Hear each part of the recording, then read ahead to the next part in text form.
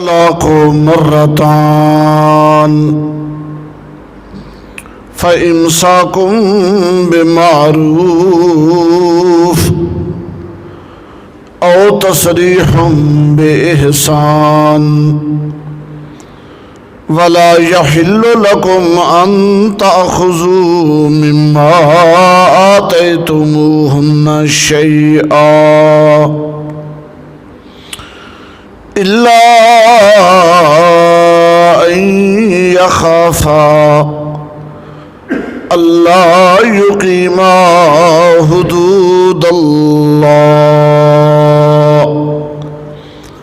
فإن خفتم ألا يقيما حدود الله فلا جناح عليهما فيما افتدت به تلك حدود الله فلا تعتدوها ومن يتعد حدود الله فأولئك هم الظالمون فإن طلقها فلا تحل له من بعد حتى تنكح زوجا غيره فإن طلقها فلا جناح عليهما أن يتراجعا إن ظنا أن يقيما حدود الله وتلك حدود الله يبينها لقوم يعلمون وإذا طلقتم النساء فبلغن أجلهن فأمسكوهن بمعروف أو سرحوهن بمعروف ولا تمسكوهن ضرارا لتعتدوا ومن يفعل ذلك فقد ظلم نفسه ولا تتخذوا آيات الله هزوا واذكروا نعمة الله عليكم وما أنزل عليكم من الكتاب والحكمة يعظكم به واتقوا الله واعلموا أن الله بكل شيء عليم وإذا طلقتم النساء فبلغن أجلهن فلا تعزلوهن أن ينكحن أزواجهن إذا تراضوا بينهم بالمعروف ذلك يوعظ به من كان منكم يؤمن بالله واليوم الآخر ذلكم أزكى لكم وأطهر والله يعلم وأنتم لا تعلمون والوالدات يرضعن أولادهن حولين كاملين لمن أراد أن يتم الرضاعة وعلى المولود له رزقهن وكسوتهن بالمعروف لا تكلف نفس إلا وسعها لا تضار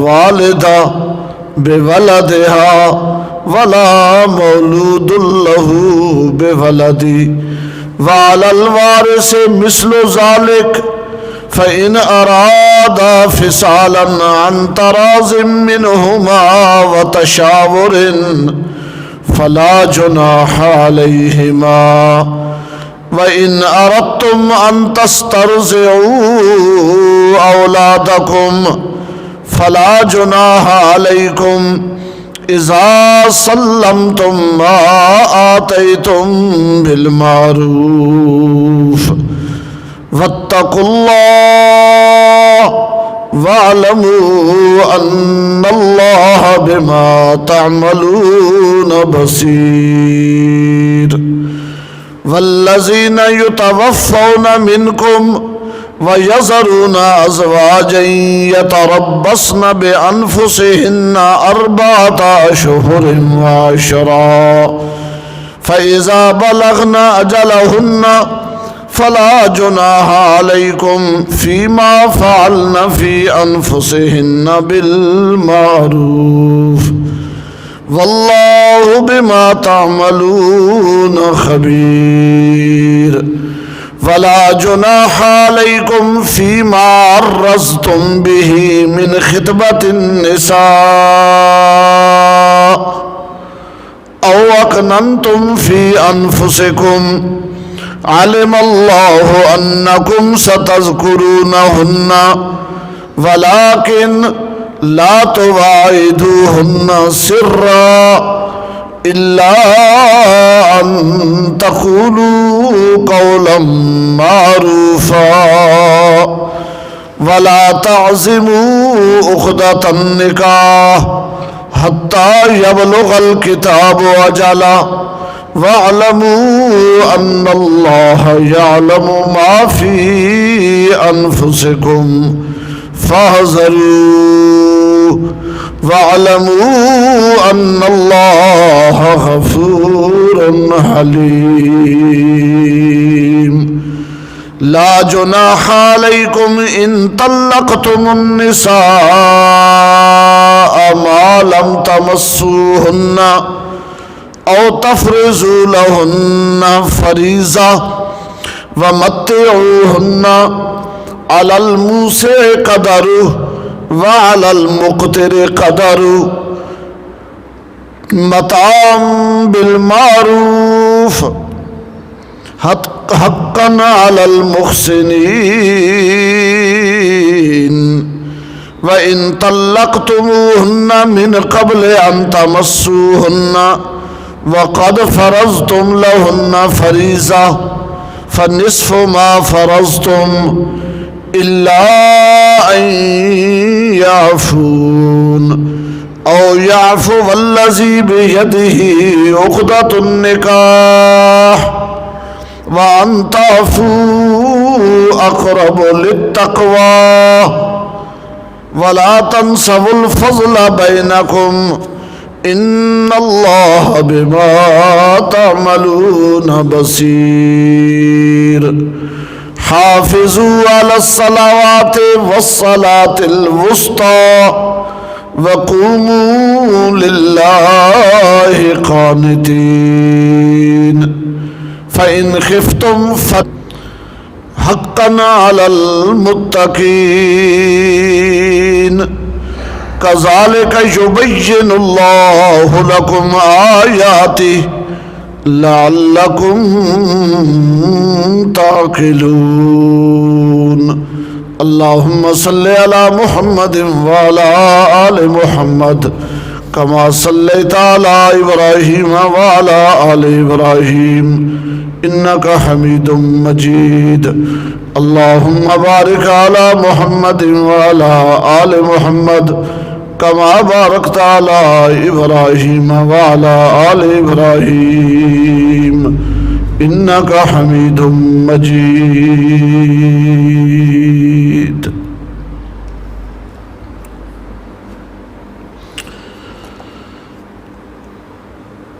اللہ نے اس کائنات کا نظام اس طرح بنایا اور چلایا ہے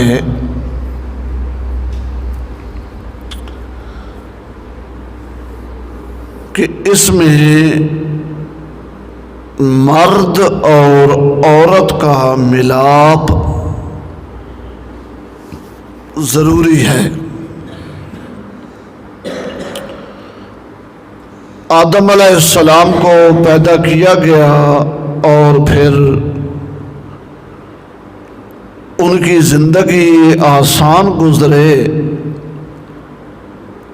اس خاطر مائی حوا کو پیدا کیا گیا۔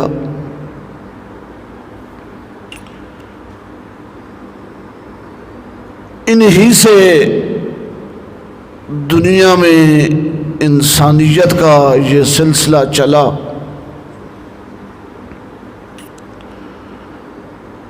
خاوند اور بیوی کا رشتہ بڑا مضبوط، بڑا ضروری، بڑا گہرا، بڑا بنیادی رشتہ ہوتا ہے، لیکن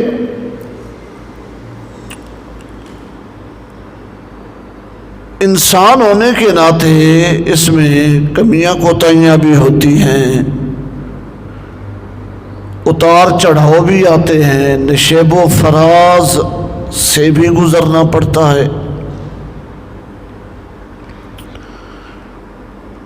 اللہ تعالیٰ چونکہ علم ازلی ابدی دائمی کے مالک ہیں، اللہ کو اپنے بندوں کے حالات پتہ تھے، اس لیے قرآن پاک میں اللہ نے جہاں اور چیزوں کے احکامات بیان فرمائے، وہاں طلاق کے احکامات بھی تفصیل کے ساتھ بیان فرمائے۔ اور آج کا جو سبق ہے 2 رکوع، یہ انہی مسائل کے متعلق ہے۔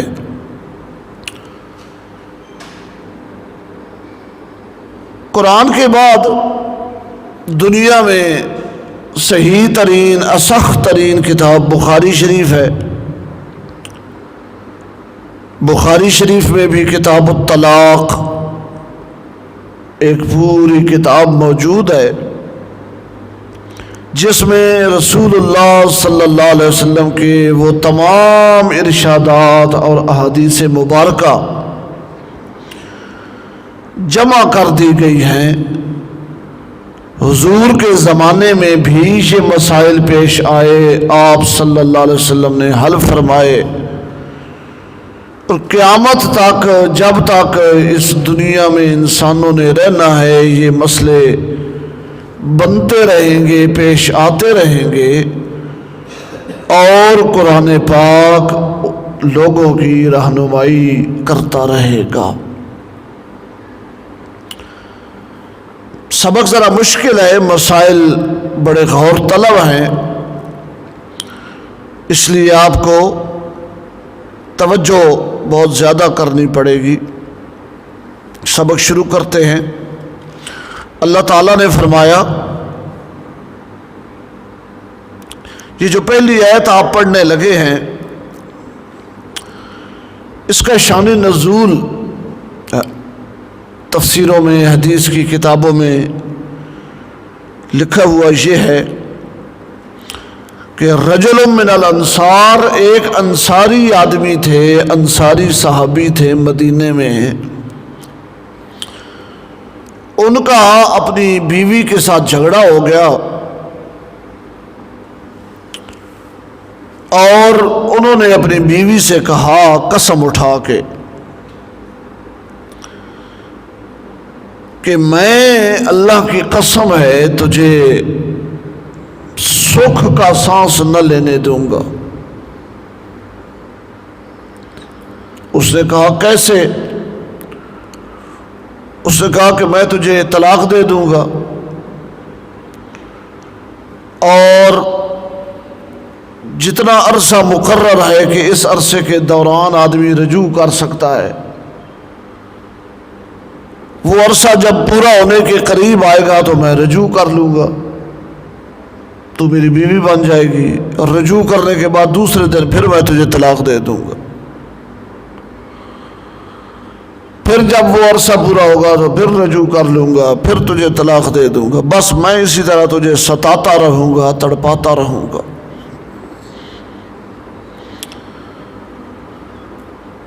وہ عورت بڑی پریشان ہو گئی کہ یہ تو واقعی مسئلہ ہے، نہ مجھے یہ گھر میں آباد کرے گا اور نہ میری جان چھوٹے گی۔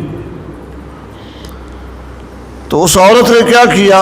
فَذَهَبَتْ إِلَى النَّبِيِّ صلی اللہ علیہ وسلم تَشْكُو إِلَيْهِ، فَذَهَبَتْ إِلَى النَّبِيِّ تَشْكُو إِلَيْهِ۔ وہ عورت جو تھی صحابیہ، وہ یہ شکایت لے کے نبی پاک صلی اللہ علیہ وسلم کے پاس گئی کہ یا رسول اللہ، میرے ساتھ میرا خامند اس طرح کر رہا ہے۔ فنزلت، اس عورت کی یہ شکایت پر اللہ نے یہ قانون نازل فرمایا۔ سبحان اللہ، اللہ کی ذات رحیم و کریم ذات ہے، وہ ہر کسی کی سنتا ہے۔ اللہ کی ذات رحیم و کریم ذات ہے، وہ ہر کسی کی سنتا ہے۔ ذرا 28واں سپارہ نکالیں۔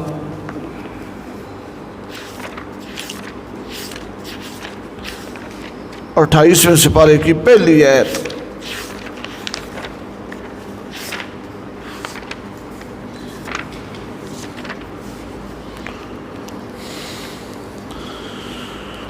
قد سمع اللہ قول التی تجادلک فی زوجہا وتشتکی الی اللہ واللہ یسمع تحاورکما ان اللہ سمیع بصیر۔ ترجمہ شہزاد صاحب۔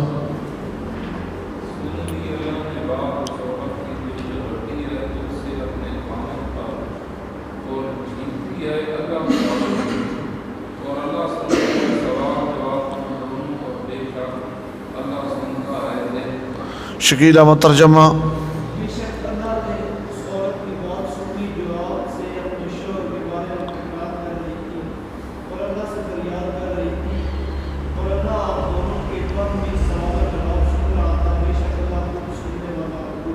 سبحان اللہ، یہ واقعہ الگ ہے، وہ الگ ہے، پر اللہ ہر کسی کی سنتا ہے، اللہ ہر کسی کی۔ واپس آئیں جی۔ تو یہ جو آیت آپ ابتدائی آیت ہے، یہ اس صحابیہ کی شکایت پر نازل ہوئی کہ جن کو انصاری صحابی نے کہا تھا کہ میں تجھے طلاق دے دوں گا اور اسی مدت کے دوران رجوع کر لوں گا اور پھر طلاق دے دوں گا، پھر رجوع کر لوں گا، پھر طلاق دے دوں گا، اسی طرح میں تجھے تڑپاتا رہوں گا۔ تو وہ حضور کے پاس شکایت لے کر گئی اور اللہ تعالیٰ نے یہ آیت نازل کی۔ اللہ نے فرمایا الطلاق مرتان، وہ طلاق جس کے بعد خاوند رجوع کر سکتا ہے، طلاق رجعی۔ کون سی طلاق؟ طلاق رجعی۔ طلاق رجعی جس کے بعد خاوند رجوع کر سکتا ہے، مرتان صرف 2 دفعہ ہے۔ ایک طلاق دی، پھر دوسری دی، گنجائش ہے رجوع کرنے کی۔ صرف 2 طلاقیں ہیں رجی، بس۔ یہ نہیں ہے کہ دیتے رہو رجوع کرتے رہو، دیتے رہو رجوع کرتے رہو، نہ، ایک دی دوسری دی، اس دوران رجوع ہو سکتا ہے۔ رجوع والی طلاقیں صرف 2 ہیں۔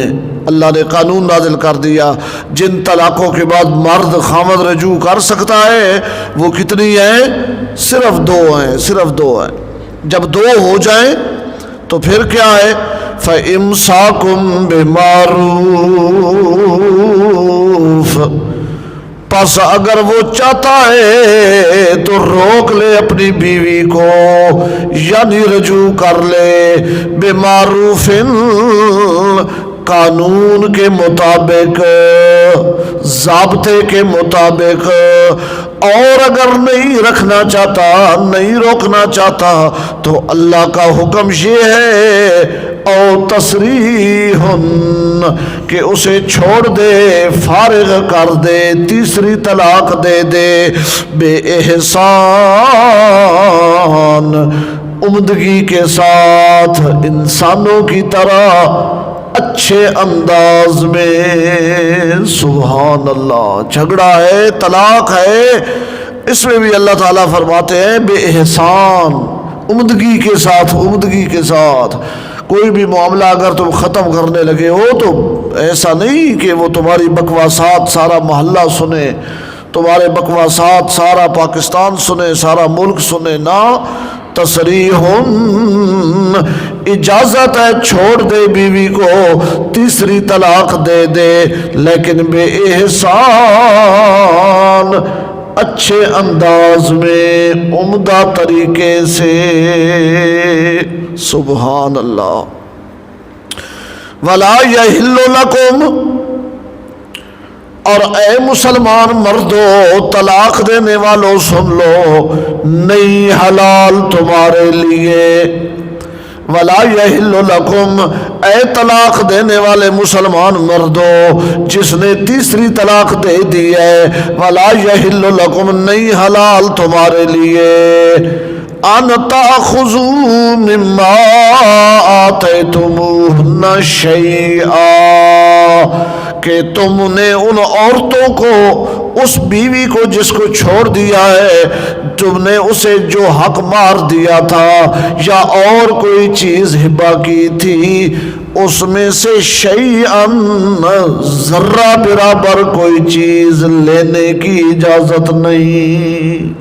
کپڑے ہیں، برتن ہیں، ساز و سامان ہے، زیور ہے، حق مار ہے، یا تم نے اس کے نام کوئی مکان بلڈنگ کر دی تھی، کوئی پلازا کر دیا تھا، مارکیٹ کر دی تھی، یا شادی کے وقت تم نے اپنی بیوی کو گاڑی خرید کے دے دی تھی، اب ناراضگی ہو گئی ہے اور 3 طلاقیں ہو گئی ہیں، اور اب تم مطالبات کی لسٹ رکھ دو کہ یہ چیزیں ہم نے دی تھی، یہ چھوڑ جا۔ اللہ نے فرمایا وَلَا يَحِلُّ لَكُمْ أَن تَأْخُذُوا مِمَّا آتَيْتُمُوهُنَّ شَيْئًا، شَيْئًا، ذرہ برابر بھی کوئی چیز ان سے جو تم نے مہر میں یا ہبے میں ان کو دی تھی، وہ لینا تمہارے لیے حلال نہیں۔ ذرہ برابر، شیئن، ذرہ برابر بھی کوئی چیز لینا حلال نہیں۔ اللہ، ہاں اس صورت میں، اللہ، ہاں اس صورت میں، ان یخافا اللہ یقیما حدود اللہ، کہ ان دونوں کو یہ خوف ہو کہ ہم اللہ کی حد پر قائم نہیں رہ سکیں گے۔ اللہ ان یخافا اللہ یقیما حدود اللہ، ہاں اس صورت میں کہ ان دونوں کو یہ خوف ہو کہ ہم اللہ کی حد پر قائم نہیں رہ سکیں گے۔ آگے اس کی وضاحت آ رہی ہے، وہ کیا ہے؟ فرمایا فَإِنْ خِفْتُمْ أَلَّا يُقِيمَا حُدُودَ اللَّهِ، پس اگر تم خطرہ محسوس کرو، خوف محسوس کرو کہ تم نہیں قائم رہ سکو گے اللہ کی حد پر، اللہ کی حدود پر، تو پھر کیا مسئلہ ہے؟ پھر مسئلہ یہ ہے فَلَا جُنَاحَ عَلَيْهِمَا، پس کوئی گناہ نہیں ان دونوں پر، مرد عورت پر، فیما، اس معاملے میں، افتدت بھی، کہ عورت فدیہ دے کے طلاق لے لے، افتدت بھی، عورت فدیہ دے دے اور طلاق لے لے۔ بخاری شریف میں ہے رسول اللہ صلی اللہ علیہ وسلم کے پاس جمیلہ بنت عبداللہ، جمیلہ بنت عبداللہ ایک خاتون تھی، وہ آئیں اور انہوں نے اپنے خاوند کی شکایتیں کی اور کہا کہ یا رسول اللہ میرا دل اس سے بھر گیا ہے، میں اس کے ساتھ نہیں رہنا چاہتی۔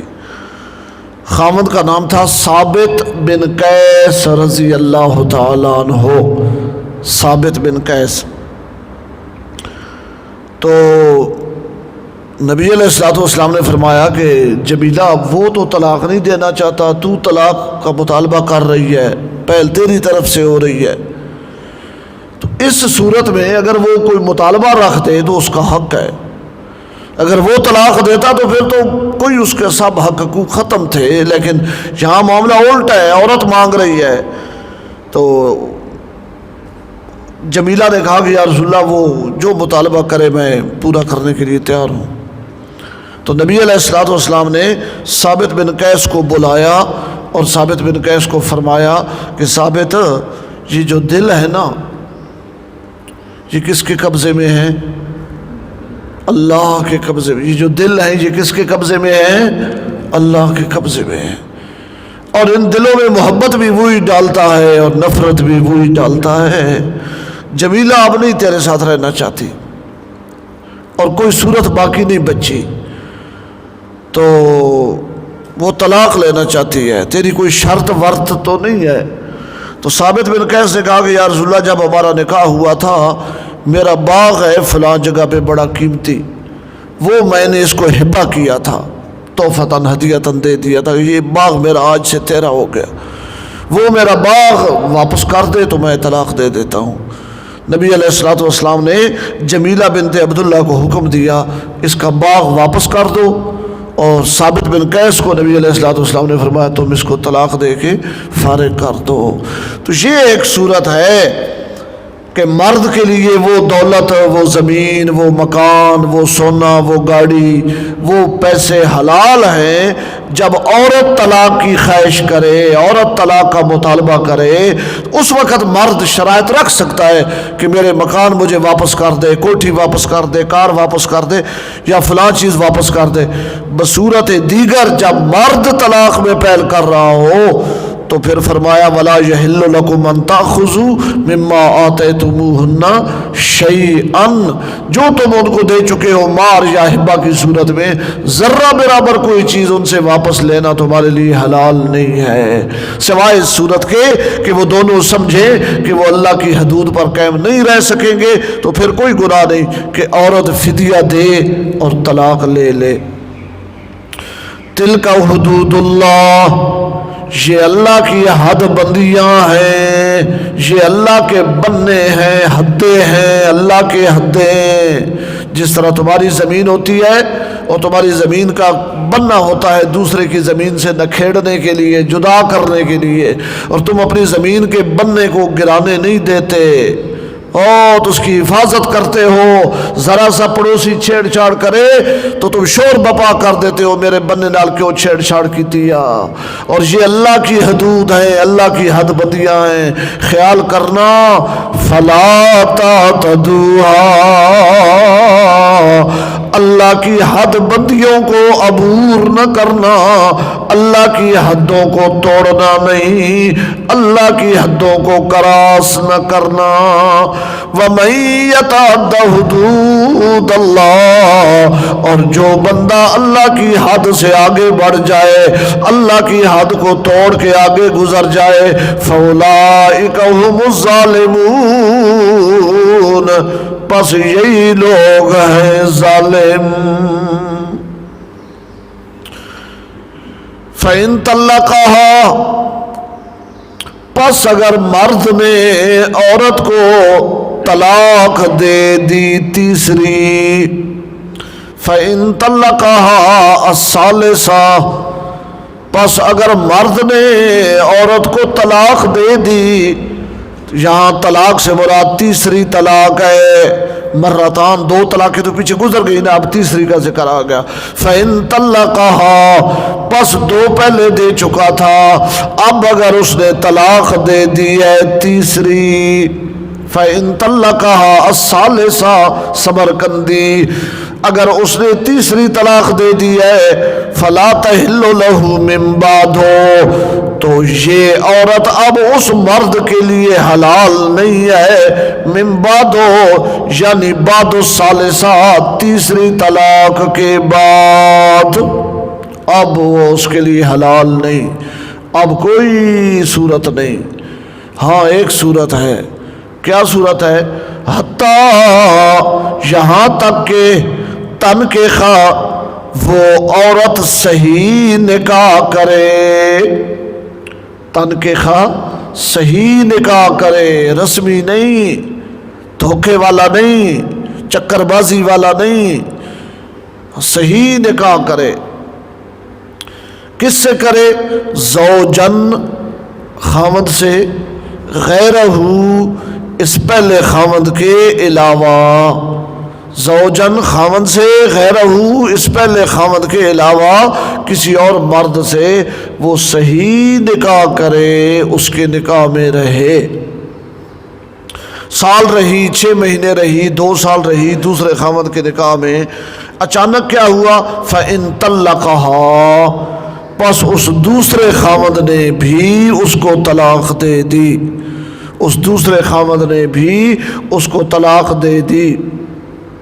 فَلَا جُنَاحَ عَلَيْهِمَا، پس اب کوئی گناہ نہیں ان دونوں پر، وہ جو اس کا پہلا خاوند ہے اس پر اور اس عورت پر، اَن يَتَرَاجَعَا، کہ یہ رجوع کر لیں، آپس میں دوبارہ نکاح کر لیں، اب کوئی گناہ نہیں ان پر۔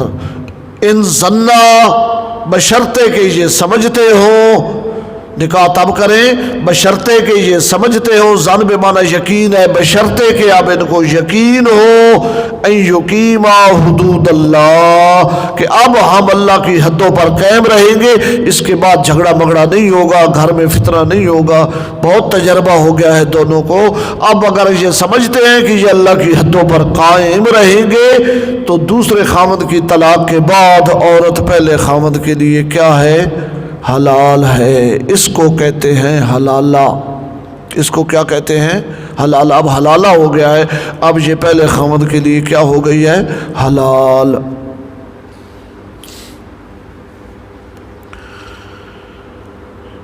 حضرت امام حسن نبی پاک صلی اللہ علیہ وسلم کے نواسے، ان کے نکاح میں ایک عورت تھی، اس کا نام تھا عائشہ۔ ایک تو ام المومنین عائشہ ہیں رضی اللہ عنہ، وہ نہیں، حضرت عائشہ کوئی اور حضرت عائشہ ہیں، امام حسن کے نکاح میں تھی۔ سیدنا علی شیر خدا کرم اللہ وجہ جس دن شہید ہوئے، ابھی جنازہ وغیرہ نہیں ہوا، تدفین وغیرہ نہیں ہوئی، حضرت امام حسن گھر آئے تو عورتوں میں عقل ذرا کم ہوتی ہے، عورتوں میں عقل کم ہوتی ہے،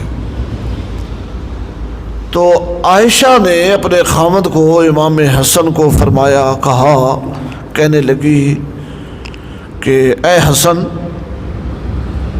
آپ کو خلافت کی مبارک ہو، آپ کو خلیفہ بننے کی مبارک ہو، اب آپ خلیفہ بنیں گے۔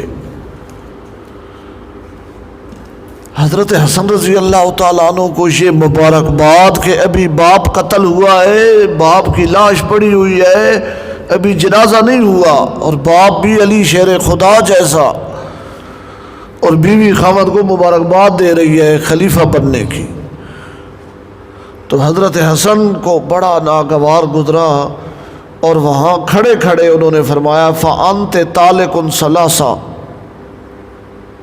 فَأَنْتِ طَالِقٌ ثَلَاثًا، میری طرف سے تجھے 3 طلاقیں ہیں۔ طلاق دے دی، اور جو اس کا مہر مقرر ہوا تھا وہ مہر بھی دیا، اور مہر کے ساتھ حضرت امام حسن رضی اللہ تعالیٰ عنہ نے 10,000 درہم مہر بھی دیا، اور مہر کے علاوہ 10,000 درہم اور بھی دے دیے۔ یہ جو حضرت امام حسن کا سلوک تھا کہ ایک عورت کو طلاق دے دی ہے، وہ گھر سے جا رہی ہے، اور مہر کے علاوہ 10,000 درہم اضافی اس کو دے دیے، وہ اس سے بڑی متاثر ہوئی،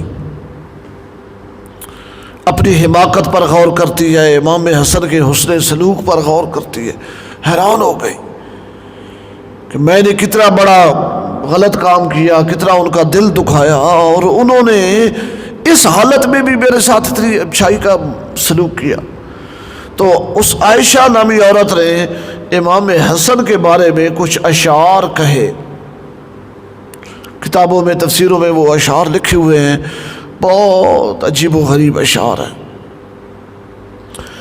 کسی نے وہ شعر آ کے حضرت امام حسن کو سنائے جو ان کے فراق میں، ان کی جدائی میں اور ان کے سے دور ہونے کے دکھ میں عائشہ پڑھتی تھی۔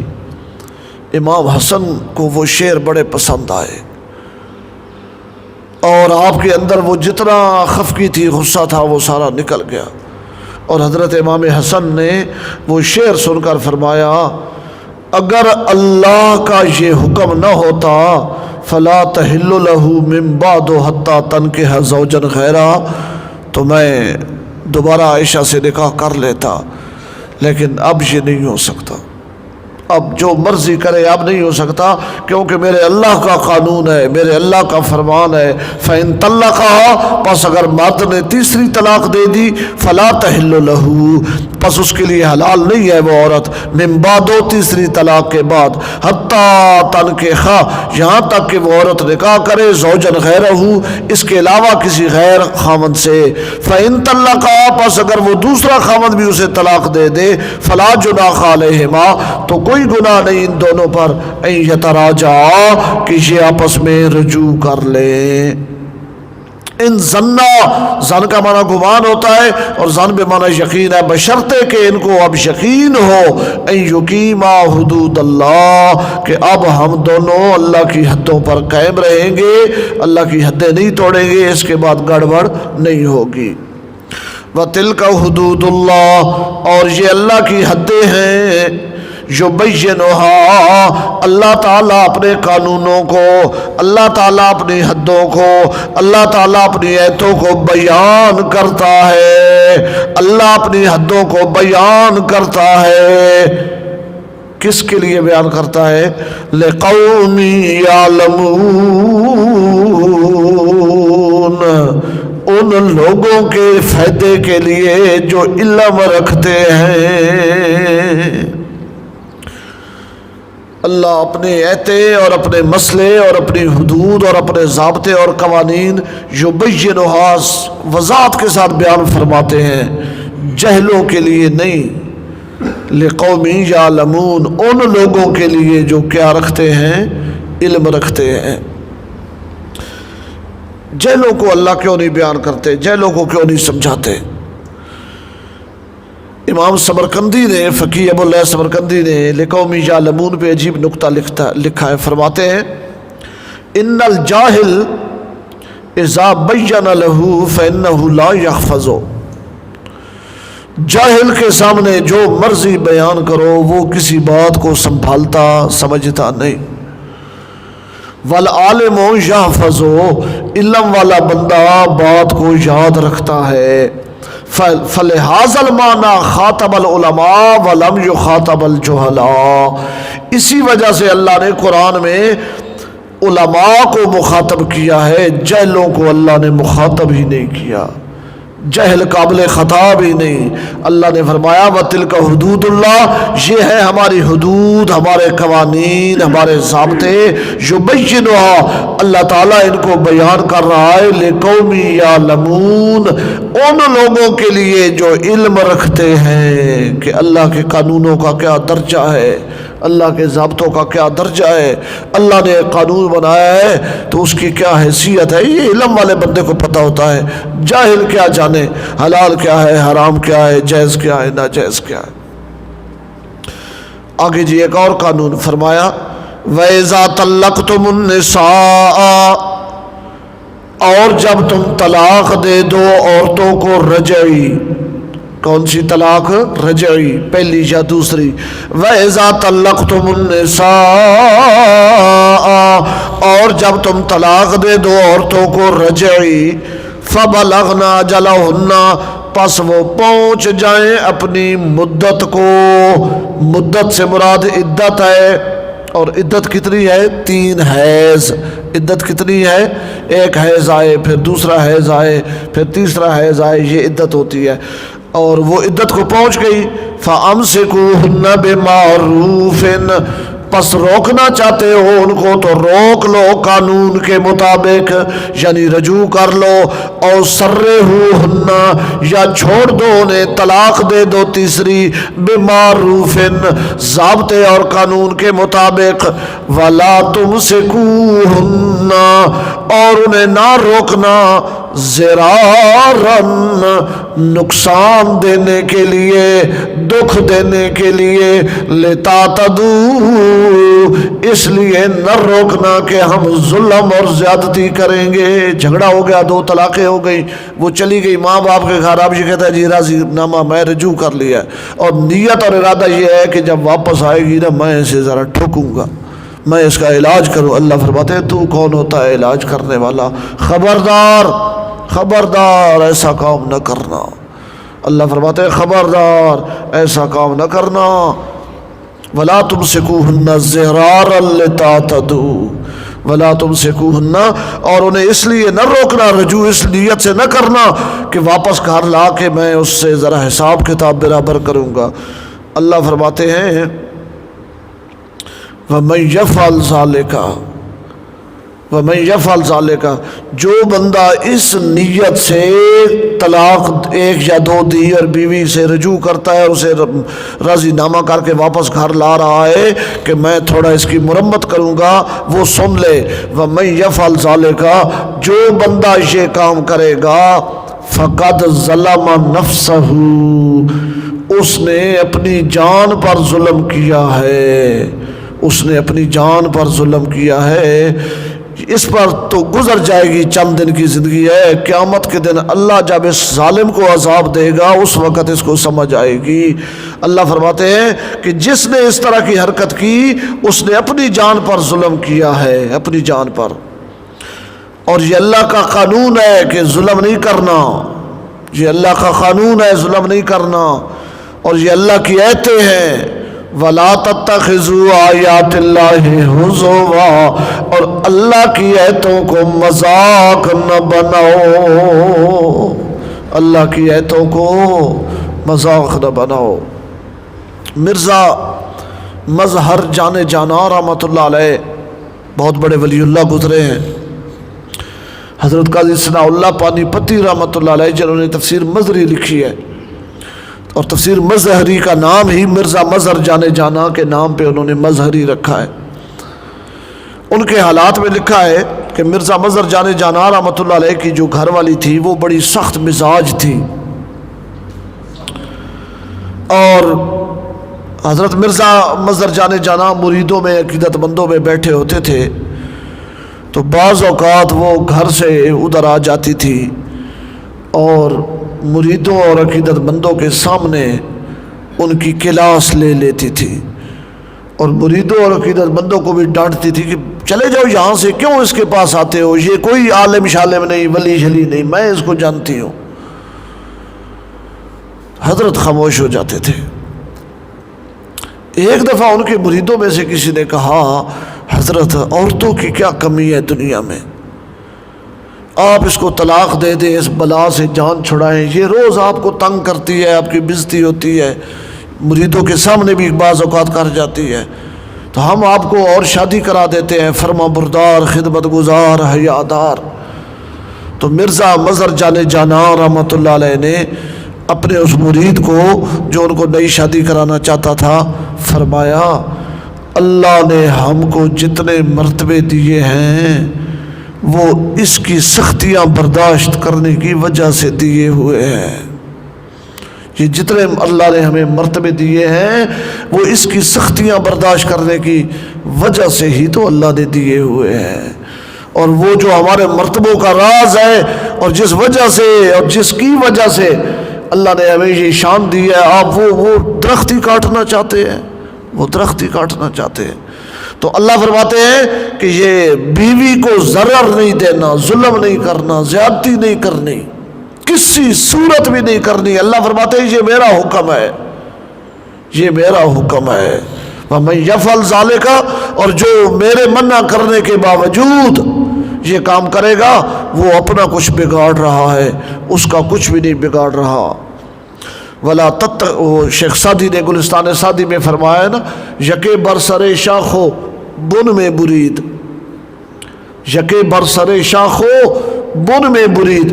ایک آدمی درخت کے اوپر چڑھا ہوا تھا، ٹہنی پہ کھڑا ہوا تھا درخت کے اوپر، اور کلہاڑی سے اسی درخت کو نیچے سے کاٹ رہا تھا کسی اور آدمی کی زمین میں، اور وہ آدمی بھی سائڈ پہ کھڑا دیکھ رہا تھا کہ یہ ہماری بیر ہماری تھریک کاٹ رہا ہے۔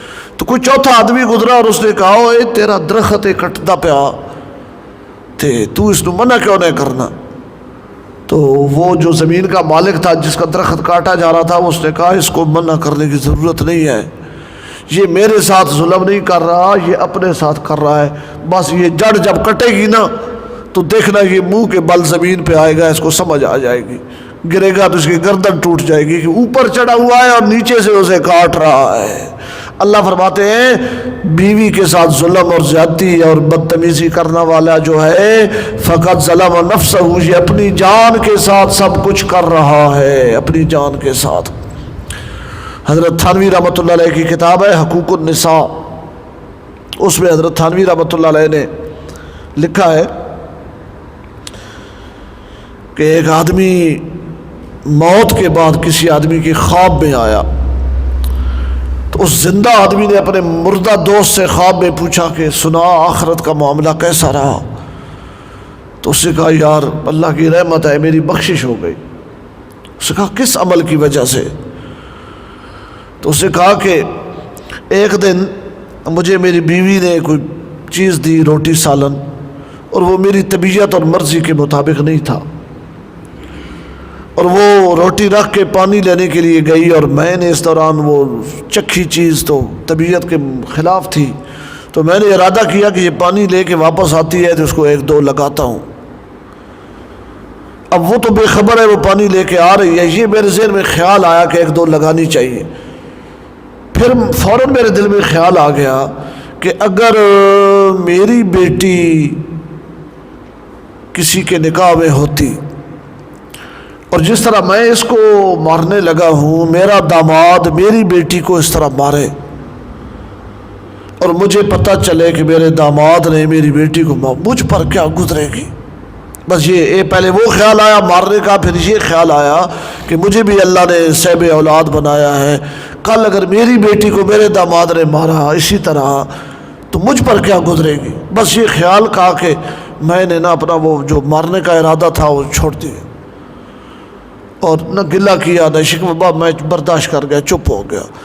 اللہ کے سامنے جب مجھے پیش کیا گیا، اللہ نے فرمایا اور تو اس کی کوئی شے قبول نہیں، اور تو اس کا کوئی عمل قبول نہیں، اس نے میری اس بندی پر جو رحم کیا تھا ہم نے اسی دن اس کو بخش دیا تھا، ہم نے اسی دن اس کو بخش دیا تھا۔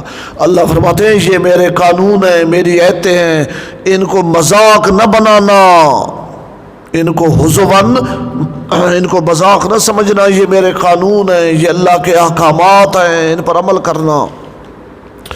وَاذْكُرُوا نِعْمَةَ اللَّهِ عَلَيْكُمْ، اور یاد کرتے رہا کرو اللہ کی اس نعمت کو جو تمہارے اوپر ہے۔ تفسیر معالم التنزیل میں لکھا ہوا ہے یہاں نعمت سے مراد ہے ایمان، یہاں نعمت سے کیا مراد ہے؟ ایمان۔ وَاذْكُرُوا نِعْمَةَ اللَّهِ عَلَيْكُمْ، یاد کرتے رہا کرو اللہ کی اس نعمت کو جو تمہارے اوپر ہے، اللہ نے تمہیں ایمان والی نعمت عطا کی ہے، سبحان اللہ۔ وَمَا أَنزَلَ عَلَيْكُم مِّنَ الْكِتَابِ، ایمان کے بعد یہ بھی تو دیکھو نا اللہ کا کتنا بڑا کرم ہے کہ اس نے نازل کی ہے تمہارے اوپر کتاب۔ تمہارے اوپر سے مراد کیا ہے؟ تمہارے نبی کے اوپر۔ تمہارے اوپر سے کیا مراد ہے؟ تمہارے نبی کے اوپر اللہ نے کتاب نازل کی ہے، سمجھو تمہارے اوپر ہی نازل ہوئی ہے۔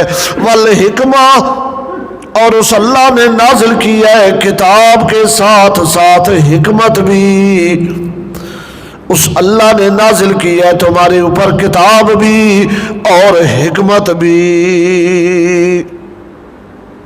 حکمت کیا ہے؟ اس حکمت سے مراد وہ جو حکیم صاحب دکان کھول کے حکمت، وہ نہیں ہے۔ حکمت سے مراد کیا ہے؟ فقیہ ابو اللہ سمرقندی نے لکھا ہے الحکمہ الفہم فی القرآن، الحکمہ الفہم فی القرآن، قرآن کی سمجھ ہو بندے کو۔ اللہ نے کتاب بھی تمہیں دی اور اس کتاب کی سمجھ بھی تمہیں دی۔ جو سمجھتا نہیں وہ بیچارہ تو بس ایسے ہی ہے نا، پڑھتا جا رہا ہے، سمجھ کوئی نہیں۔ اللہ کی مہربانی اس بندے پہ ہے، اللہ کی خاص رحمت اس بندے پہ ہے جو قرآن کی ذیلی تلاوت بھی کرتا ہے اور اس کا مطلب، ترجمہ، تفسیر، معنی سمجھتا ہے۔ حکمت سے مراد ہے الفہم فی القرآن، یہ بھی اللہ نے تمہیں عطا کیا ہے۔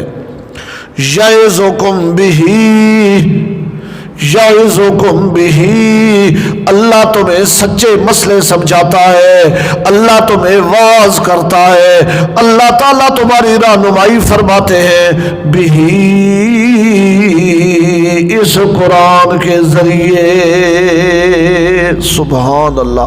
واتقوا اللہ، اور ڈرو اللہ سے، وَاعْلَمُوا، اور اچھی طرح سمجھ لو، ان اللہ بکل شیء علیم، بے شک اللہ تمہاری ہر چیز کو، ہر بات کو جانتا ہے۔ چار دیواری کے باہر، چار دیواری کے اندر، گھر والوں کے ساتھ جو کچھ کرتے ہو سب اللہ کو پتہ ہے۔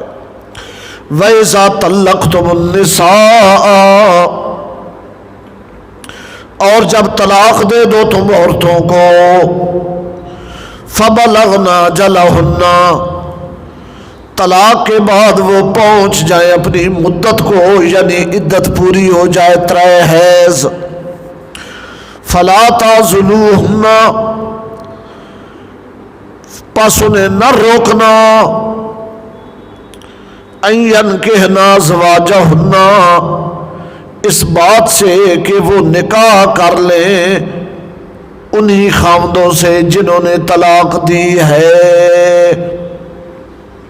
اذا تراضوا بینہم، جب وہ خاوند بیوی آپس میں راضی ہو، بالمعروف، قانون شرعی کے مطابق۔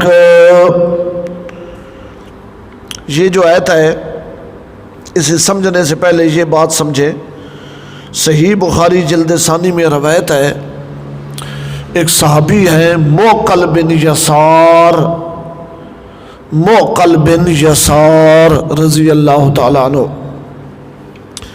ان کی بہن کو ان کے بہنوئی نے طلاق دی۔ ظاہر ہے وہ 3 طلاقیں تو نہیں تھی نا، 1 تھی یا 2 تھی، رجوع والی طلاق، رجوع ہو سکتا تھا۔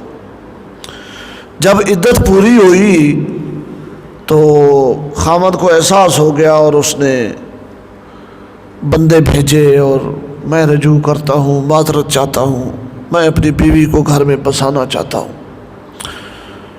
تو جب یہ معاملہ چلا تو حضرت موقل بن یسار رضی اللہ تعالیٰ عنہ نے انکار کر دیا کہ نہیں، میں اب اپنی بہن کو اس گھر میں نہیں جانے دوں گا جس گھر سے میری بہن روتے ہوئے آئی اور طلاق لے کے آئی اور وغیرہ وغیرہ۔ پھر انہوں نے منت سماجت کی، انہوں نے انکار کیا، منت سماجت کی، انہوں نے انکار کیا۔ اس دوران ان کی بہن جو تھی اس نے اپنے بھائی موقل بن یسار رضی اللہ تعالیٰ عنہ سے کہا کہ بھائی آپ ناراض نہ ہوں، مہربانی کریں، میں اپنے خاوند کے پاس جانا چاہتی ہوں۔ تو موقل بن یسار نے کہا اچھا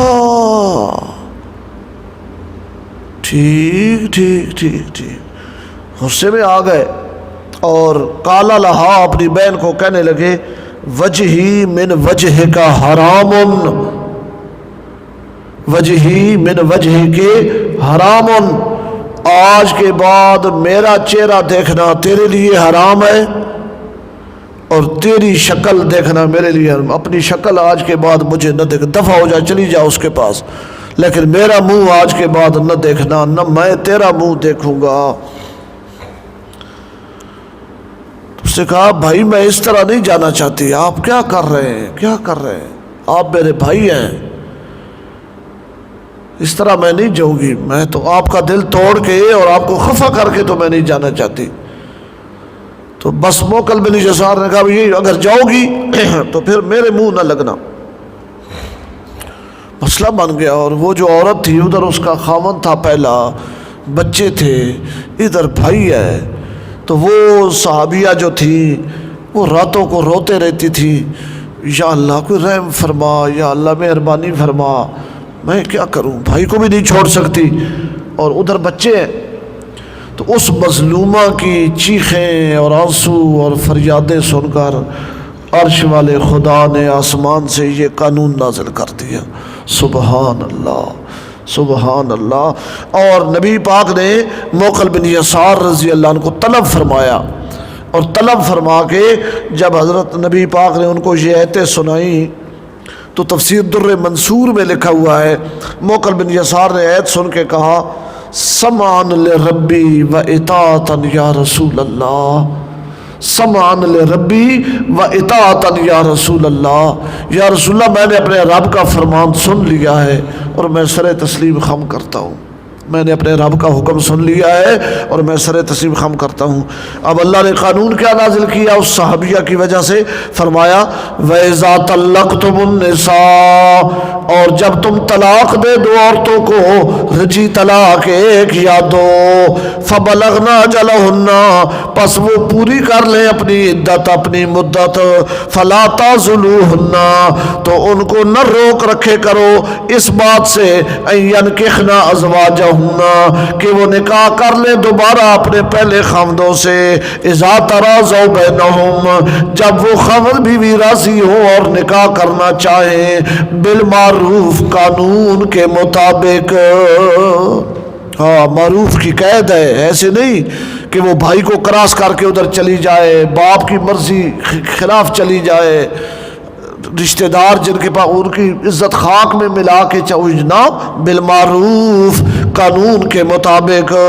ذالک یوعظ بہ، اے موقل بن یسار اور اے قیامت تک آنے والے مسلمانوں سن لو، ذالک یوعظ بہ، یہ اللہ کا واعظ ہے، یہ اللہ واعظ فرما رہے ہیں، یہ اللہ نصیحت فرما رہے ہیں، یہ اللہ کا قانون ہے، اللہ کا حکم ہے۔ من کان منکم یؤمن باللہ والیوم الآخر، اس بندے کے لیے تم میں سے جو اللہ پر بھی ایمان رکھتا ہے اور آخرت والے دن پر بھی ایمان رکھتا ہے، سبحان اللہ۔ ذالکم، یہ جو اللہ نے قانون نازل کیا ہے جس میں تمہارا بڑا فائدہ ہے، ازکا لکم و اطہر، ازکا لکم و اطہر، یہ تمہارے لیے بڑی پاکیزگی والی بات ہے، بڑی طہارت والی بات ہے۔ ضد نہ کرنا، تعصب نہ کرنا، خواہ مخواہ اڑے نہ رہنا، اللہ نے یہ جو قانون تمہیں دیا ہے اس میں بڑی طہارت اور پاکیزگی ہے۔ واللہ یعلم، اللہ تعالیٰ سب کچھ جانتے ہیں، اللہ تعالیٰ سب کچھ جانتے ہیں، وَأَنْتُمْ لَا تَعْلَمُونَ، اور تم کچھ بھی نہیں جانتے۔ واللہ یعلم، اللہ سب کچھ جانتے ہیں، وَأَنْتُمْ لَا تَعْلَمُونَ، اور تم اللہ کے مقابلے میں کچھ بھی نہیں جانتے۔ اللہ کے حکموں پہ سر جھکا دیا کرو۔ والوالدات،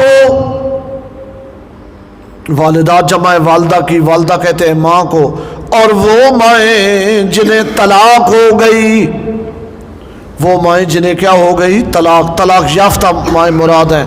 والوالدات، اور طلاق یافتہ جو مائیں ہیں، یرضعن اولادہن، طلاق کے بعد بھی وہ دودھ پلائیں اپنے بچوں کو، یرضعن رضاعت کریں، دودھ پلائیں طلاق یافتہ مائیں اپنے اولاد کو، حولین کاملین، 2 سال مکمل، ہول سال کو کہتے ہیں، ہولین 2 سال کاملین مکمل پورے، لمن ارادہ اس آدمی کے لیے ان یتم الرضا جو پوری کرنا چاہتا ہے رضاعت، وعلی المولود لہ اور اس کے ذمے جس کی وہ اولاد ہے، جس نے بیوی کو طلاق دے دی ہے، بیوی طلاق یافتہ ہو گئی ہے لیکن بچہ اس کے پاس چلا گیا ہے، تو وہ جو باپ ہے جس کی وہ اولاد ہے جس کو یہ طلاق یافتہ عورت دودھ پلا رہی ہے، اس مرد کے ذمے کیا ہے؟ رزقہن و کسوتہن بالمعروف، رزقہن نان نفقہ روٹی پانی خرچہ سارا عورت کا، و کسوتہن اور کپڑے لے کے دینا 2 سال، 2 سال کا خرچہ خامد کے ذمے ہے بالمعروف قانون کے مطابق، ضابطے کے مطابق، لا تکلف نفس الا وسعها، نہ تکلیف دی جائے کسی جی کو کسی انسان کو مگر اس کی وسعت کے مطابق، لا تزار والدۃ نہ نقصان پہنچایا جائے والدہ کو، نہ نقصان پہنچایا جائے ماں کو، بے ولدہا اس کے بچے کی وجہ سے، یعنی طلاق ہو گئی، وہ گھر جا رہی ہے ماں باپ کے، چھوٹا سا بچہ ہے، اس سے بچہ چھیننے کی اجازت نہیں، بچی ہے بچی کو چھیننے کی اجازت نہیں، لا تزار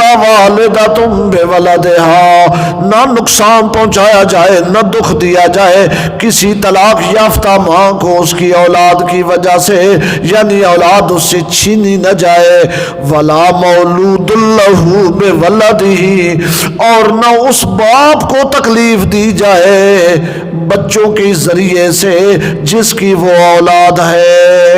کیا مطلب؟ عورت کو طلاق ہو گئی، چھوٹا سا بچہ ہے یا بچی ہے، اب وہ جاتے جاتے 2-3 بچے پھینک جاتی ہے مرد کے پاس، ہوں انہوں بھی سنبھال، اب 6 مہینے کا بچہ ہے، باپ اسے کیسے سنبھالے گا؟ اسے تو ماں کا دودھ پینا ہے، باپ کے لیے تو مصیبت کھڑی ہو جائے گی، تو عورت کو یہ اجازت نہیں کہ وہ بچہ پھینک کے چلی جائے، میں نہیں لے کے جاتی، یہ اب تم سنبھالو گے، اور اسی طرح خاوند جس نے طلاق دے دی ہے اس کو بھی اجازت نہیں کہ اس بچے کی ماں کو دکھ پہنچائے اور اس سے جبراً بچہ معصوم دودھ پینے والا چھین لے، نہ چھیننے کی اجازت ہے اور نہ پھینکنے کی اجازت ہے۔ وَعَلَى الْوَارِثِ مِثْلُ ذَلِكَ مرد نے طلاق دی، بچہ ادھر چلا گیا دودھ پی رہا تھا، ہفتے بعد وہ مرد فوت ہو گیا، طلاق دینے والا مہینے بعد فوت ہو گیا، پیچھے اس کے وارث آ گئے، فرمایا وَعَلَى الْوَارِثِ مِثْلُ ذَلِكَ جو وارث بنا ہے اس کا طلاق دینے والے کا جو مر گیا ہے اس پر بھی یہی ضابطہ چلے گا، یہی قانون ہے کہ اس عورت کو رزق روٹی بھی انہوں نے دینی ہے اور اس کو کپڑے بھی انہوں نے لے کے دینے ہیں۔ فَإِنْ أَرَادَا فِصَالًا پس اگر وہ دونوں طلاق یافتہ عورت اور طلاق دینے والا مرد یہ اگر ارادہ کرے دودھ چھڑانے کا 2 سال سے پہلے پس اگر وہ ارادہ کرے دودھ چھڑانے کا 2 سال سے پہلے، انتراز منہما آپس کی رضامندگی کے ساتھ، انتراز منہما رضامندگی کے ساتھ اگر دودھ چھڑانا چاہیں 2 سال سے پہلے، وتشاورن اور مشورے کی وجہ سے، مشورے کے ساتھ دودھ چھڑانا چاہیں۔ تفسیر مظری میں حضرت قاضی صلاح اللہ پانی پتی رحمۃ اللہ علیہ نے لکھا ہے اے تشاورن من اہل العلم بھی، یہاں مشورے سے مراد حکیموں کا مشورہ ہے، ڈاکٹروں کا مشورہ۔ بچہ بیمار رہتا ہے، طلاق یافتہ ماں کے پاس ہے، ہر چوتھے دن بیمار، ڈاکٹر کے پاس لے کے گئے، ڈاکٹر نے کہا کہ اس بچے کو ماں کا دودھ چھڑا دو، ماں کا دودھ بچے کے موافق نہیں ہے، یہ اس لیے بیمار رہتا ہے، اس کو ماں کا دودھ چھڑا دو۔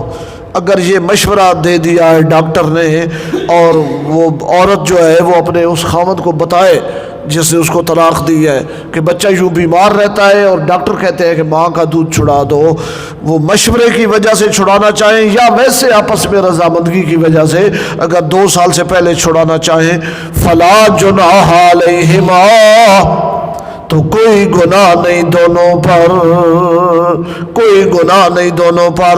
وَإِنْ أَرَدْتُمْ، اور اے مردو اگر تم ارادہ کرو، اگر تم چاہو، ان تسترضعوا اولادکم، کہ اپنی اولاد کو دودھ پلواؤ بیوی کے علاوہ کسی اور عورت کا۔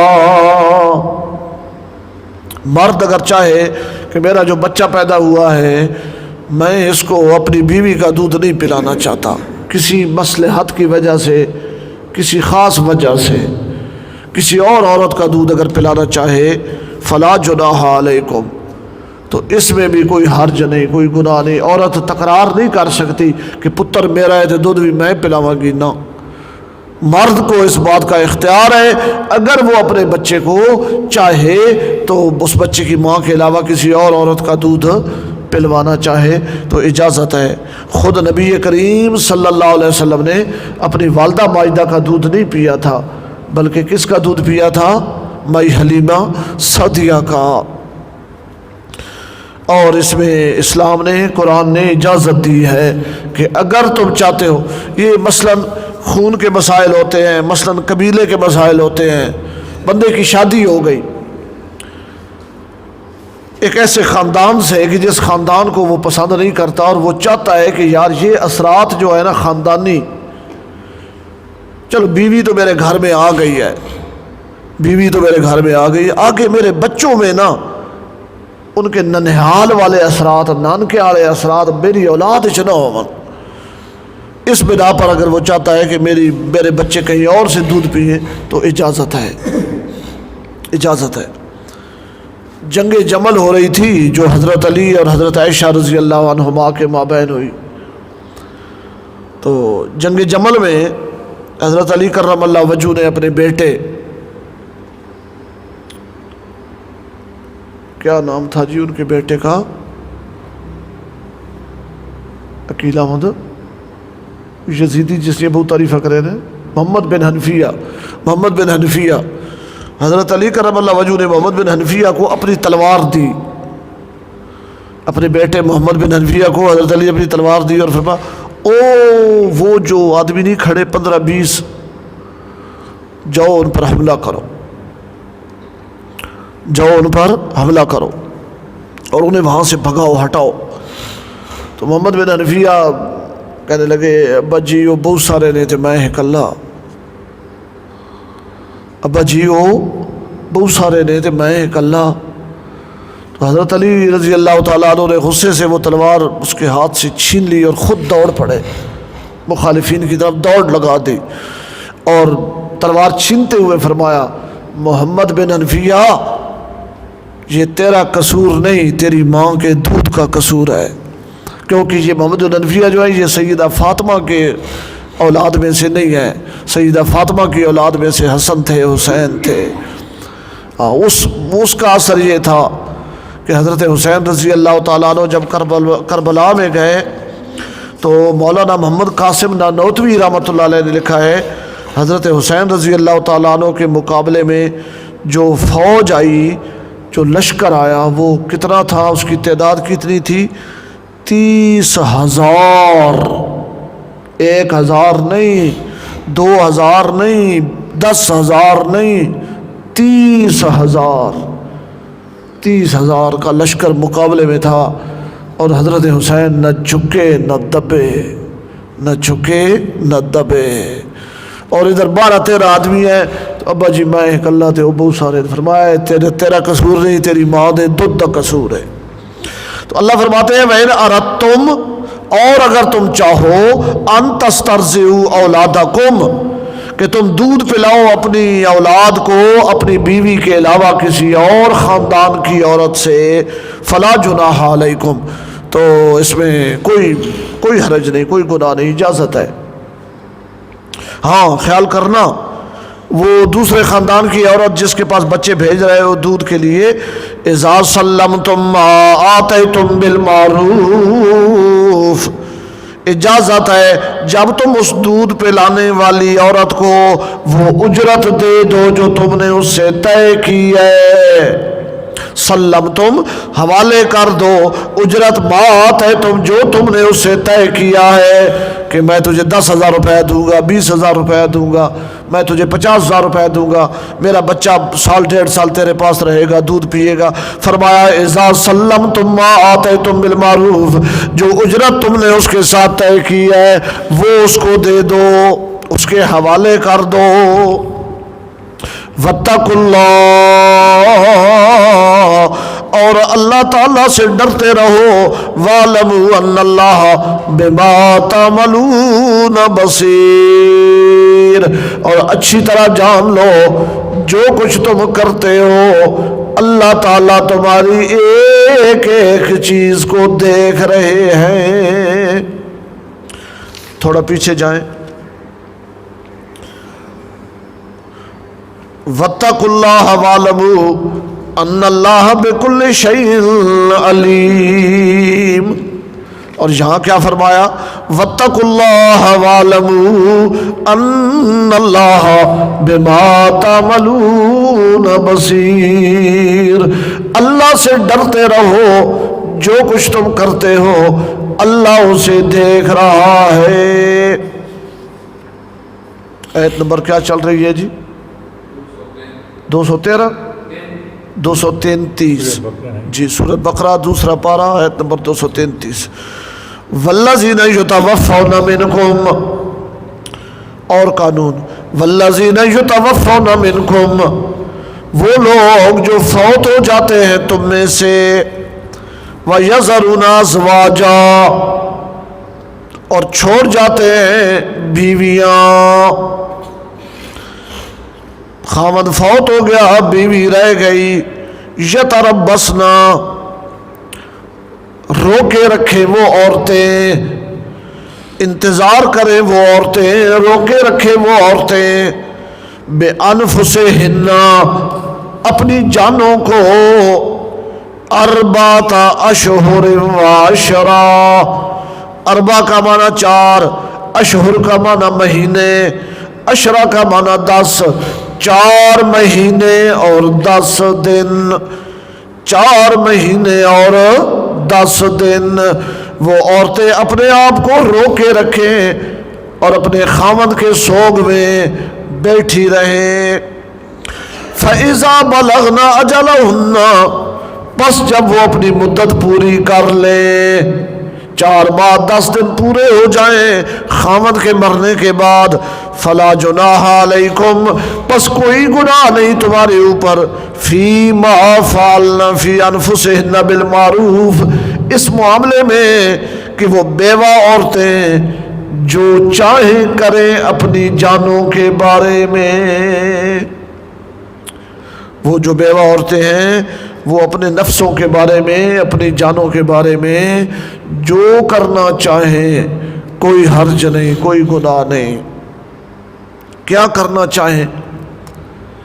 تفسیر سمرقندی میں لکھا ہوا ہے من الزینت والکحل والخضاب، فلا جناح علیکم فیما فعلنا من الزینت والکحل والخضاب، اگر وہ اچھے کپڑے پہننا چاہتی ہیں، زیب و زینت کرنا چاہتی ہیں، سرما سکہ کرنا چاہتی ہیں، اور ان کے بال اگر سر کے کچھ سفید ہیں اور وہ ان کو خضاب لگانا چاہتی ہیں تاکہ وہ جوان نظر آئیں، تو ان کاموں سے ان کو منع نہیں کرنا، ان کاموں سے ان کو منع نہیں کرنا۔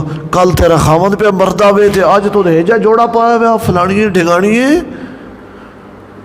4 مہینے 10 دن ہوئے خاوند کو فوت ہوئے اور تو نے یہ کیا کر لیا ہے؟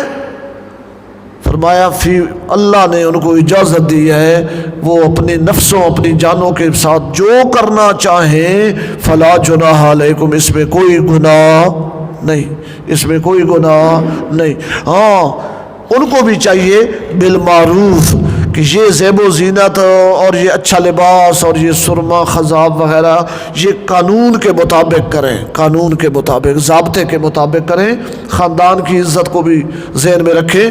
وہ کسی باپ کی بیٹی ہے، کسی بھائی کی بہن ہے، کسی چچا کی بھتیجی ہے، کسی ماموں کی بھانجی ہے، ایک عورت کے ساتھ سینکڑوں رشتے اور غیرتیں اور عزتیں جڑی ہوئی ہوتی ہیں، اس لیے بالمعروف قانون کے مطابق وہ دائرے کے اندر رہ کے وہ اپنی جانوں کے بارے میں جو فیصلہ کرنا چاہیں انہیں اجازت ہے۔ واللہ بما تعملون خبیر، اور اللہ تعالیٰ جانتے ہیں، اللہ کو پوری پوری خبر ہے ان کاموں کی جو تم کرتے ہو۔ یہ لفظ اللہ نے یہاں کیوں فرمائے کہ جو کام تم کرتے ہو اللہ کو ان کی خبر ہے؟ یہاں یہ بات کہنے کی کیا ضرورت تھی؟ پیچھے فرمایا عورتیں اگر اپنی زیب و زینت 4 ماہ 10 دن کے بعد بیوہ عورت کرنا چاہے تو اسے اجازت ہے، اور آگے اللہ نے فرمایا واللہ بما تعملون خبیر، تم جو کچھ کرتے ہو اللہ کو پوری پوری خبر ہے۔ یہ اس لیے فرمایا، تفسیر سمرقندی میں ہے واللہ بما تعملون خبیر المنع من النکاح، المنع من النکاح، اگر تم بیوہ عورت کو نکاح سے منع کرو گے، اگر تم بہن ہے بیوہ ہو گئی، بھتیجی ہے بیوہ ہو گئی، بھانجی ہے بیوہ ہو گئی، اور اب وہ نکاح کرنا چاہتی ہے 4 ماہ 10 دن کے بعد اور تم اسے روکتے ہو، اللہ فرماتے ہیں مجھے پتہ ہے تم کیا کر رہے ہو، خبردار میں اسے اجازت دے رہا ہوں اور تم اسے روک رہے ہو۔